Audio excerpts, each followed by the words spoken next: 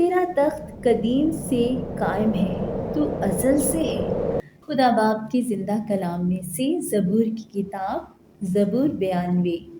حمد و ستائش کا گیت۔ کیا ہی بھلا ہے خداوند کا شکر کرنا اور تیرے نام کی مدح سرائی کرنا، اے حق تعالی۔ صبح کو تیری شفقت کا اظہار کرنا اور رات کو تیری وفاداری کا، 10 تار والے ساز اور بربط پر اور ستار پر گونجتی آواز کے ساتھ، کیونکہ اے خداوند تو نے مجھے اپنے کام سے خوش کیا۔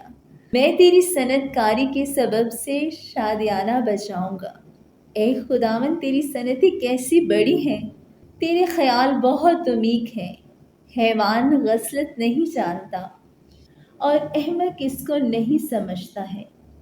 جب شریر گھاس کی طرح اگتے ہیں اور سب بد کردار پھولتے پھلتے ہیں، تو یہ اسی لیے ہے کہ وہ ہمیشہ کے لیے فنا ہوں۔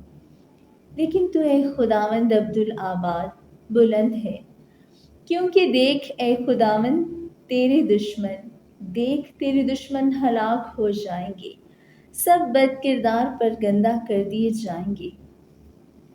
لیکن تو نے میرے سینگ کو جنگلی سانڈ کے سینگ کی مانند بلند کیا ہے۔ مجھ پر تازہ تیل ملا گیا ہے۔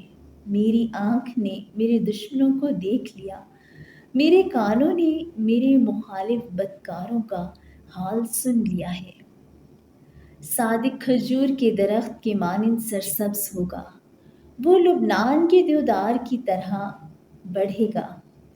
جو خداوند کے گھر میں لگائے گئے ہیں، وہ ہمارے خدا کی بارگاہوں میں سرسبز ہوں گے۔ وہ بڑھاپے میں بھی برومند ہوں گے، وہ تر و تازہ اور سرسبز رہیں گے، تاکہ واضح کریں کہ خداوند راست ہے، وہی میری چٹان ہے اور اس میں ناراستی نہیں۔ آمین۔ خدا بادشاہ ہے۔ زبور 93۔ خدا سلطنت کرتا ہے، وہ شوکت سے ملبس ہے۔ خداوند قدرت سے ملبس ہے، وہ اس سے کمر بستہ ہے، اس لیے جہان قائم ہے اور اسے جنبش نہیں۔ تیرا تخت قدیم سے قائم ہے، تو ازل سے ہے۔ سیلابوں نے اے خداوند سیلابوں نے شور مچا رکھا ہے۔ سیلاب موجزن ہے، بحروں کی آواز سے، سمندر کی زبردست موجوں سے بھی۔ خداوند بلند و قادر ہے، تیری شہادتیں بالکل سچی ہیں۔ اے خداوند عبدالآباد کے لیے قدوسیت تیرے گھر کو زیبا ہے۔ آمین۔